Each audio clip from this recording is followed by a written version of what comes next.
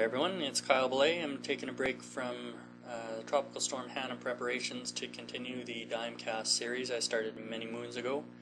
We left off with an automated build file for our application, Tropical or Twilight Stars, and what we want to do now is get that into a continuous integration environment. Now, a continuous integration server is a separate machine that reasonably mimics the production environment. Doesn't have all developer tools on it, but it's a way we can monitor a version control system and, say, compile the application, run some tests against it. Maybe we also want to do deployments. We can do a bunch of stuff on it, but it's a separate machine that monitors our version control system for our purposes here. The tool I'm going to use for that is TeamCity. Another popular one is Cruise Control. Take your pick. TeamCity is more conducive to a 10-minute demo.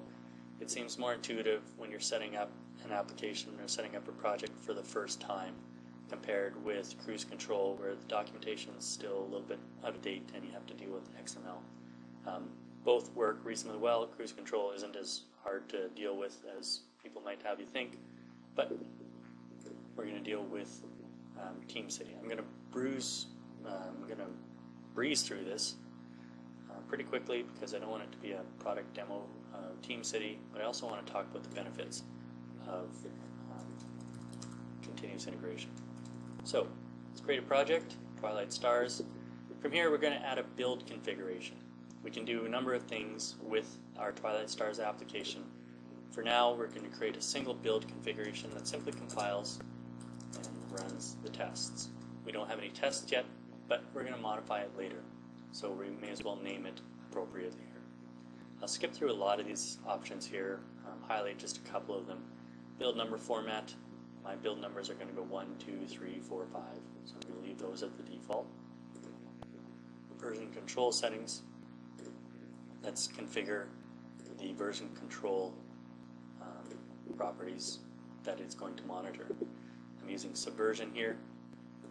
The URL for the application I'm getting from the repository browser from Tortoise SVN.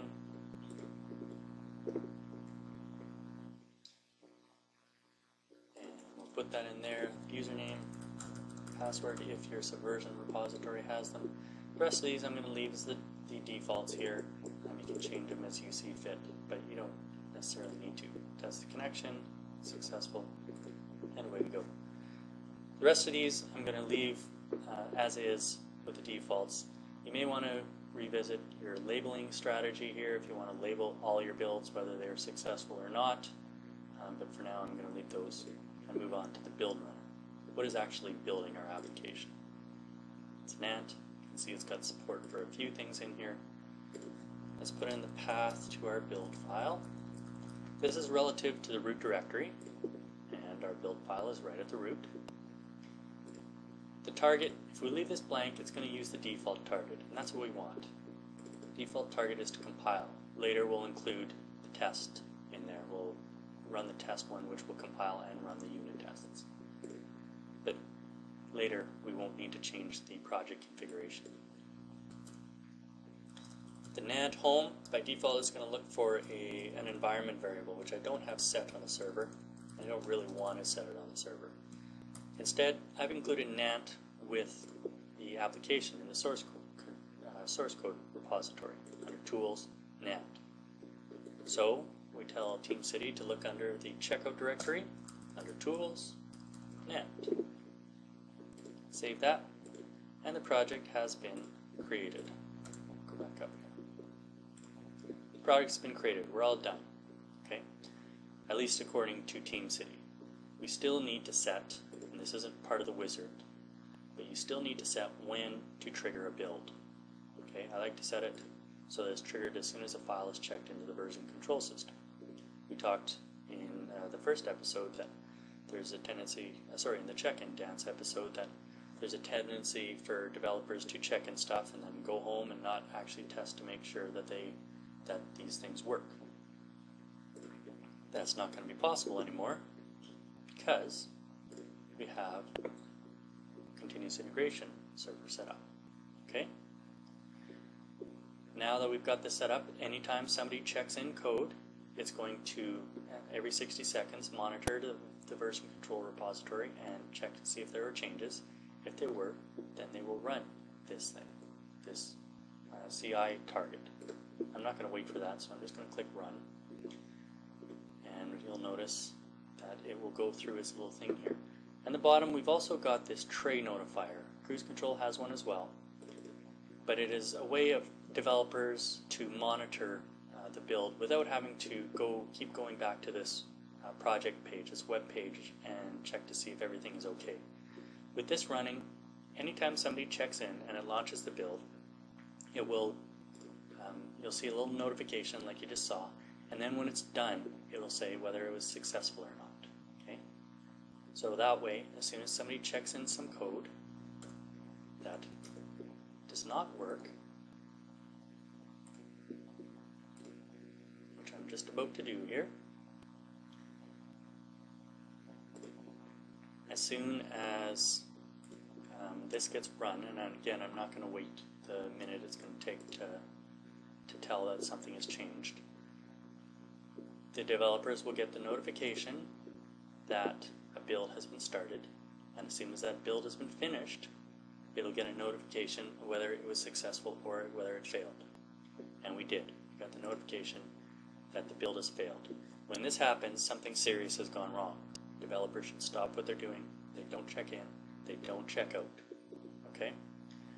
We go to the failed page and we see who is the last one to check in files. It was Kyle. Kyle now becomes responsible for making his changes work with the application. Okay, so Kyle's the only person to check in files, and that's to specifically fix this build. Okay. Now what Kyle should have done, I'm not going to speak about myself in the third person anymore. What I should have done is run the build file locally. I've already got this batch file right here that launches Nant against this build file. That's all the TeamCity server is doing. It's launching Nant against this build file and reporting the results.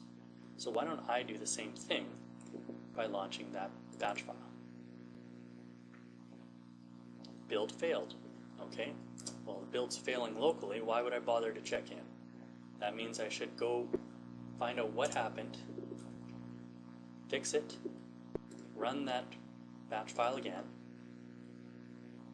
Build succeeded. Once I get that build succeeded, I'm 99% sure as soon as I check in that it's going to work on the continuous integration server. Okay, so now I can check in. I'm ignoring the part where we should do the check-in dance and update from the latest for time constraints here. So, go back to our projects, let's run it. Again, we could wait, but I'm not going to.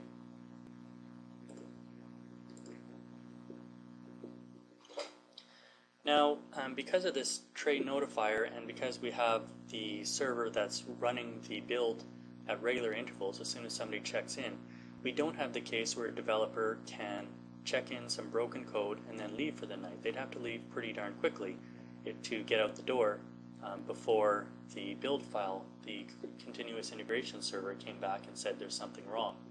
Okay? So the CI server tightens up that feedback loop so that the developer who broke the build is the one that is actually making the change to it and is doing it as soon as possible. There's no waiting until the next person gets the latest version, as we saw in the check-in dance. That's all I've got time for right now. I hope this was helpful. Leave some comments with the Dimecast, and I'll follow up with another episode shortly. Thanks.